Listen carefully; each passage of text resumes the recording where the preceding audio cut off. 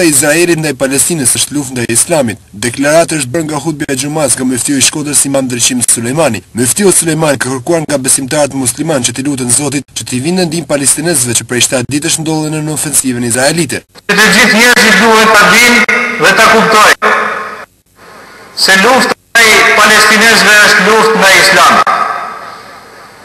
Lufta ndaj tyre është luftë ndaj lirisë së besimit.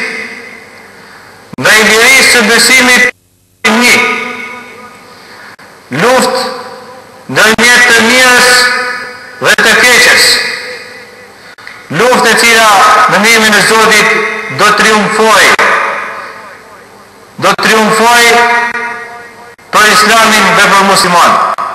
Sot jemi në vitin e ri 2009, në vend që ta fillojmë me punë të mira, duhet ta fillojmë një lutje muslimit dhe fatkeqësitë që ka zbritur mbi popullin musliman të Palestinës. Pas faljes së namazit të xumas, besimtarët muslimanë kanë drejtuar lutjes Zotit që bombardimet që po ndërmerren në Palestinë nga shteti izraelit të përfundojnë sa më parë. Në shtetin e Palestinës ndodhet një nga 3 vendet e shenjtë të muslimanëve, Xhamia Aksas. Izraeli ka vazhduar për të shtatën ditë radhazi bombardimet ajrore të rripit të Gazës. Nga bombardimet njoftohen se kanë humbur jetën 424 persona,